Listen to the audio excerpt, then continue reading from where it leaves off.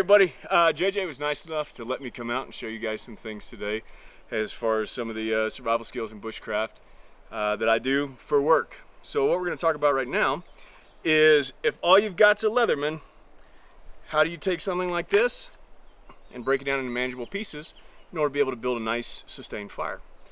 Well, the first thing, most important thing is going to be tree selection. Now with this, we identified it. It was already a dead standing tree, meaning that it died, it's still standing, so it allows the elements to dry it out. But also, it still has bark on it.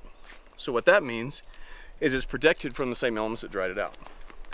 Additionally, for the method we're going to be using, called the Alaskan split method, we want to look for areas that are devoid of knots, because that's going to slow us down. And you'll see what I mean here in just a minute.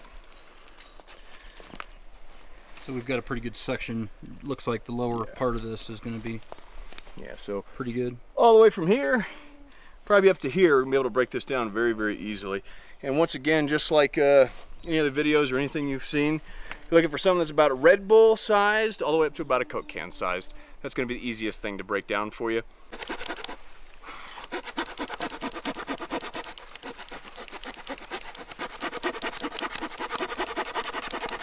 Alright, so now that we've taken down that dead standing guy, what we're going to do is we're going to check for the presence of natural cracks on the wood itself. So as trees start to dry out, expansion, contraction, moisture, things like that, they can have voids that form into them.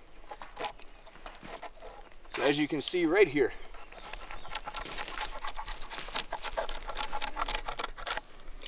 if you can see along this right here, we have a natural split in the wood. Now that's not to say that's going to be the most ideal one. On this was one of the best places to use this method on the branch itself, or on the tree itself. So the next thing that we're going to do is we're going to take our handy dandy Leatherman saw. We're going to follow this 18 inches to about 2 feet down, because that's going to be one of the best working sections that we're going to have. We're going to figure out where this crack is at, and then what we're going to do is cut halfway through perpendicular to the crack? Yeah, perpendicular to the crack. Okay.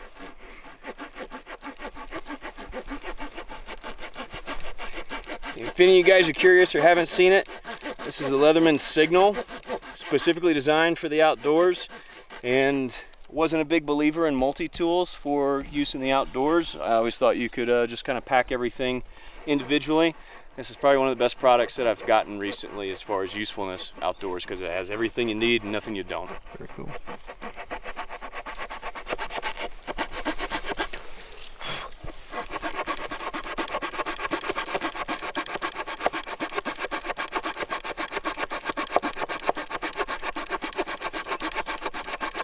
Got a pretty good aggressive saw in there too, doesn't it? Yeah, it does. And this has been used, just so everybody knows too, once again, shout out back to Leatherman. This has been used for probably about the last 6 months doing field craft. And we'll talk about this guy later. Yeah. And what is it you do for a living, Chris? I am a United States Air Force Sears Specialist. Currently I'm assigned out at Francis C. Warren Air Base in the beautiful state of Wyoming, which is probably one of the best places for somebody in my profession to be. Yeah. Okay, so bear with me, guys. It's not an exact science, this is bushcraft. What we're going to do, and the object of this, is to take the farthest end of this tree. We're going to find a nice solid tree to basically baseball bat it up against. What we're doing is we're trying to hit here in order to be able to take this cut that we made and pop this entire split out. So what that does for us, if any of you guys have ever done a split wood fire and you require, a big fixed blade knife, anything like that, this takes one of the steps out of it. So once again, if you do not have a fixed blade knife or an axe or a saw or a larger saw, all you have is a Leatherman, you can still do everything. You can still break this down, and then once you get these little chunks out, you can actually still take those and break them again to make them even smaller. Is that right? Absolutely. Yeah. So, like I said before, bear with me.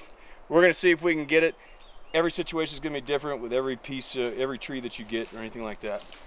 But once again, the crack itself is going to point towards the tree, and we're trying to split that section out, but we're going to hit it on the farthest portion of this. Let's see what we get.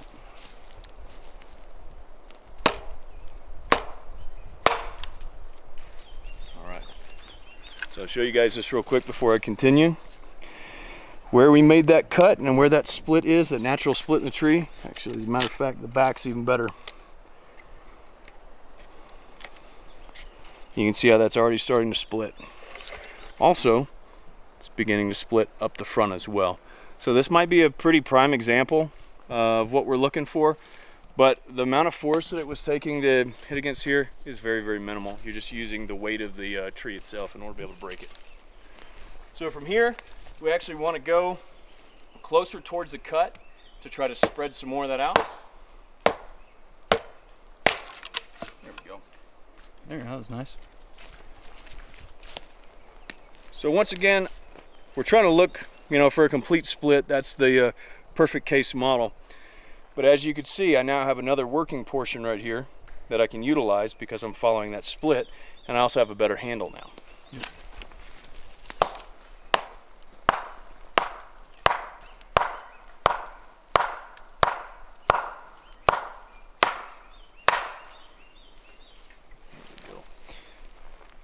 It's starting to turn on me just slightly. A little bit of a twist in there. Yeah, a little bit of a twist where that knot was. But as you can see, as we start to pull these flakes off,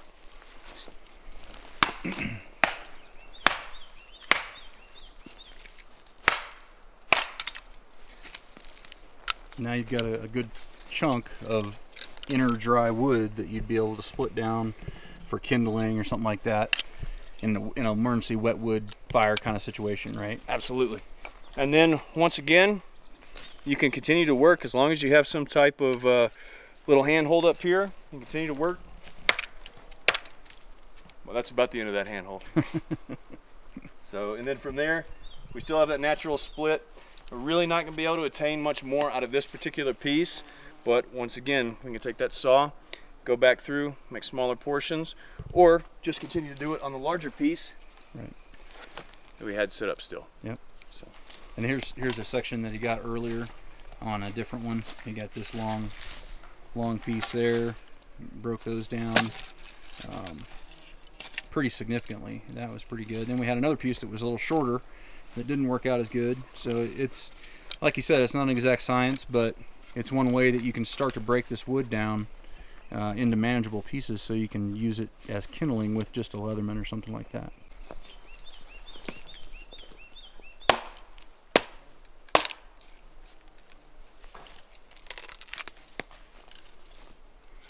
Pretty good in that section. Nice. Good little chunk. So I'll show you guys something real quick too. So those cracks that we were talking about, this is a nice seasoned piece of pine.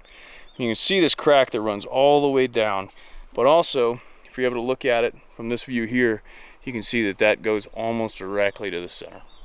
So what we'll do for the best example possible is we'll work this guy real quick. Cool.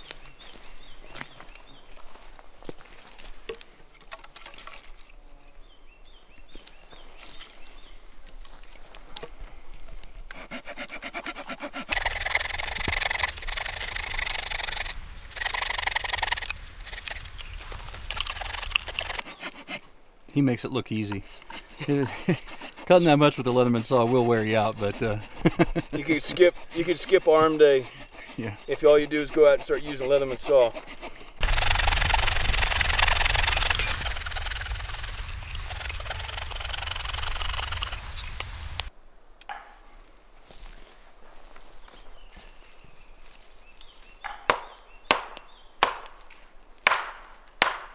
There it is. There you go. That's what we're looking for. So these sections like this, and now what I'm going to do with this guy. You get the other half probably. There you go. Turn it around.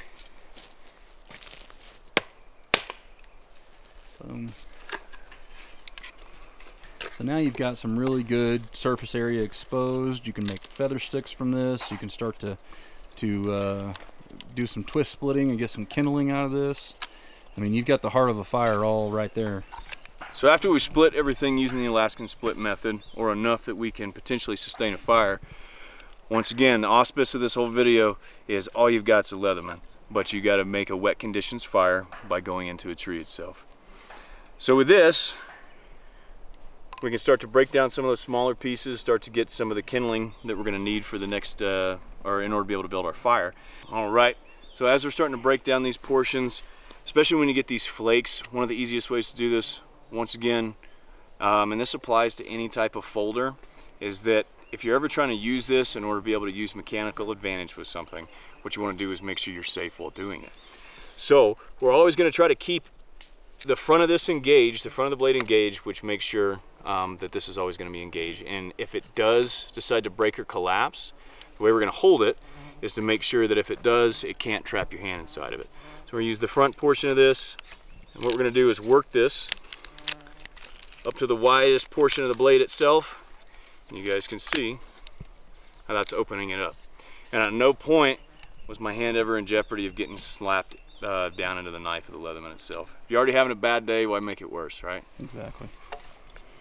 So, show you one more piece here.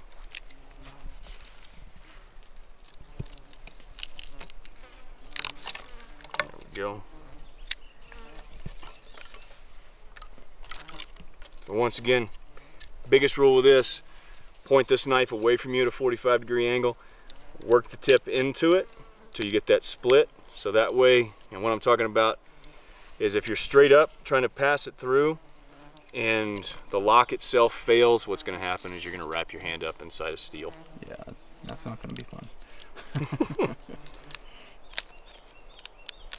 All right, and I'm going a little overboard with it. Once you get that crack started, you can go ahead and start pulling out with your hands as well. And we're starting to have the building of a very good kindling stage on here.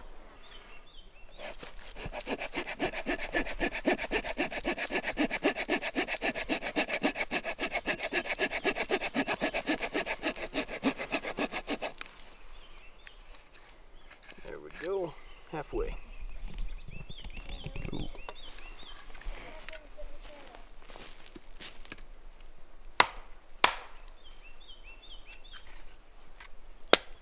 Kind of started. Yeah, got a little flake off of it.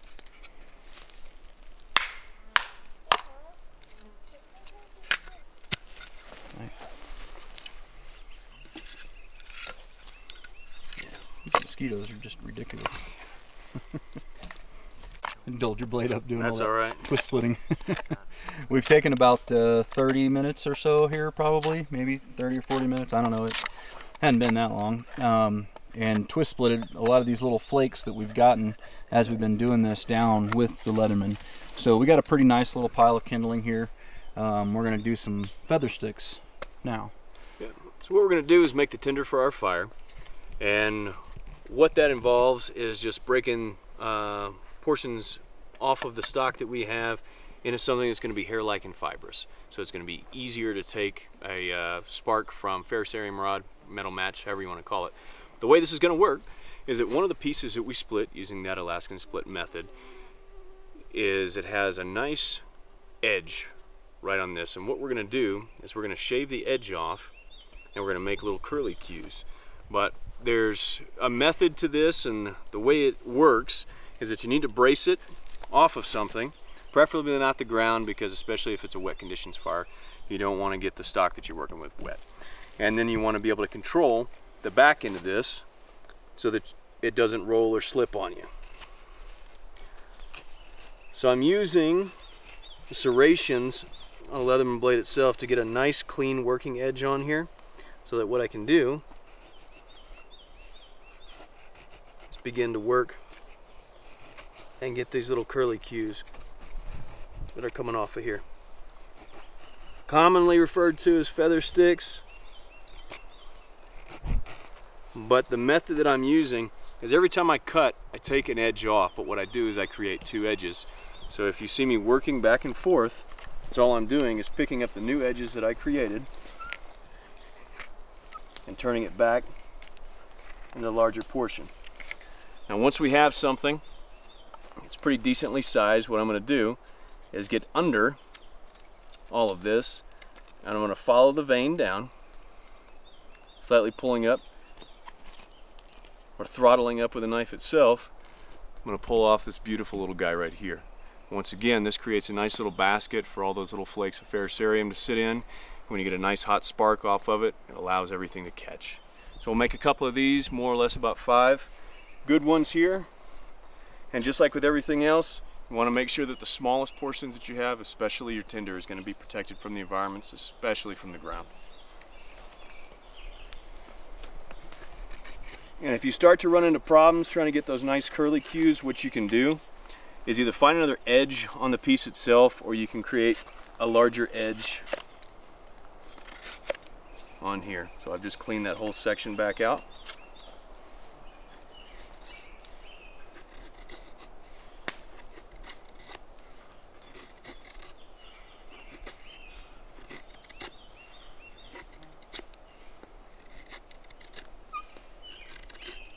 And one of the things I forgot to mention before, you want to make a fist if at all possible.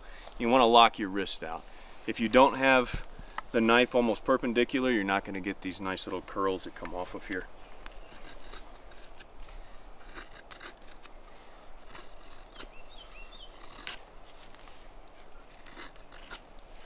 So just like I said before, once we get quite a few of those little curls on here, I'm going to get up under it, work it, pop it out, pull this off, store it where the other feathers stick. Now I've pretty much chewed up this edge over here, so what I'm going to do is work to another edge on the same piece, clear out all the bark that I can on the back side of it so it doesn't get in the way. Get all these mosquitoes off of me. Oh man, they're driving me nuts. And like I said before, when you make that cut on that edge, what you do is you created another edge or 2 edges, and you just continuously rotate back and forth until you get something right around here. Now there's a lot of different ways as far as what these can look like, but really what you're looking for, and I'll show you the why on here, is that you can almost see through it. You can see light transmission through the little curly cue that we have. What that means, once again, hair-like fibrous, almost paper thin. And what that's going to do is going to create the largest amount of exposed surface area with the least amount of requirement to burn in order to be able to start the fire from that tinder phase. Alright, now that we have everything broken down with just using a Leatherman, I'm going to explain some of the principles behind how to make a successful fire. Biggest thing that we've done is we had all these big chunks that either had knots in them or they had twists in them. We can still use all that for the fuel phase of the fire itself, but what we can utilize those for first is going to be the platform and brace. So we need to be able to support the coal base, but also allow air to travel through the coal base in order to be able to build the heat of the fire up. So what we have here is, so roughly by about 1 foot by 1 foot, and then we have a brace, or pardon me, a platform that protects everything from the ground. Additionally, we have the brace that runs across, and we're going to be stacking all the things that we are going to burn across the brace itself, because it allows us to be able to control the oxygen inside the fire, or the oxygen that gets to the fire itself. But what we're going to do is we're going to take the feather sticks that we made, and we're going to take, if you can imagine them like a feather duster, we're going to take the handle, and we're going to, just like I said a minute ago, we're going to put it up against the brace itself. And we want to make almost a little nest out of these in order to be able to catch the ferrocerium sparks, or the ferrocerium that we're throwing off.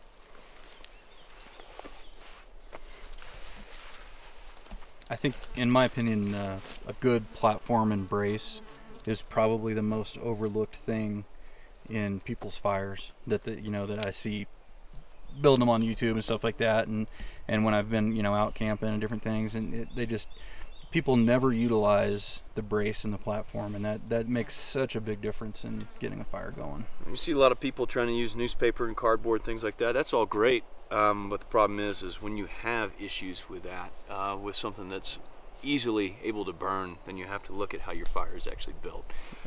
So just like JJ said with that platform and brace. Once again, shout out back to the Leatherman Signal. It has a built-in Ferrocerium rod, which is also a whistle. That doesn't work so well. But the Ferrocerium rod, in my opinion, from all the other ones that I've seen out on the market, This thing is one of the easiest ones to strike. Now with that, it means it's a little bit softer, and as you can see, over the course of about 6 months, I've been able to whittle this down. Cool thing about it, there's replacement ones on Leatherman.com for about $8. So Nice. you can replace this as you start to work it down. The other side of the equation is the striker. One of the best things on the Leatherman to do that with is the back of the saw that we've been utilizing throughout the entirety of this. A nice hard angle on the back of it, and what we're gonna do, and there's a lot of misconceptions as far as how to do this. You see a lot of people that try to strike from the top in order to hope and pray that something lands and makes it work, but what you wanna do is get it right at the base of the tinder that you have, and you're gonna have to adjust your tinder as needed, but you're gonna strike into the tinder at the bottom without snuffing out the spark that you've made.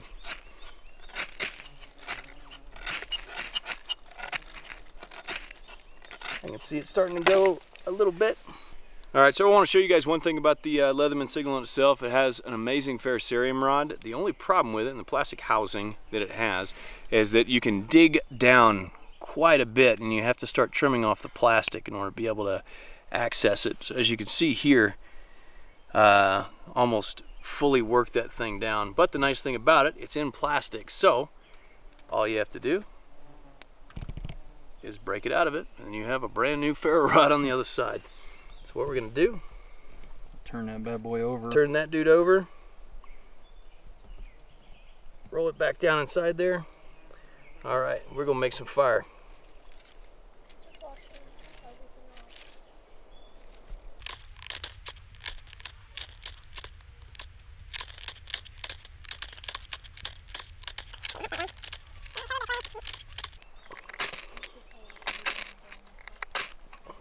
There it is.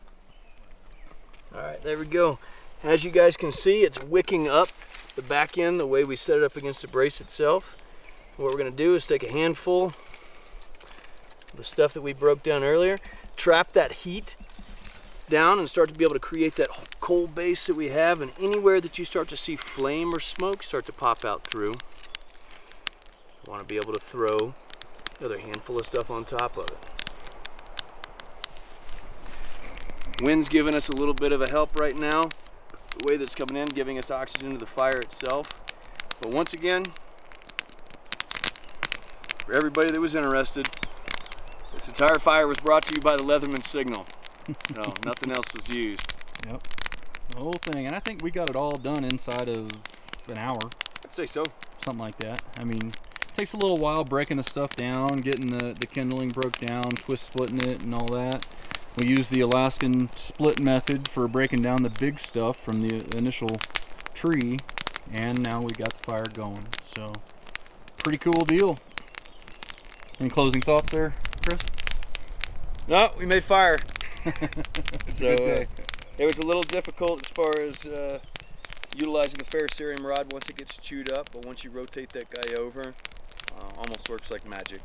So Good stuff. All right, everybody, as always, we definitely appreciate it when you click the thumbs up button, when you share it with your friends on Facebook, Twitter, and Google+, and don't forget to live the 6 Ps. Proper prior preparation prevents poor performance. Stay safe, guys.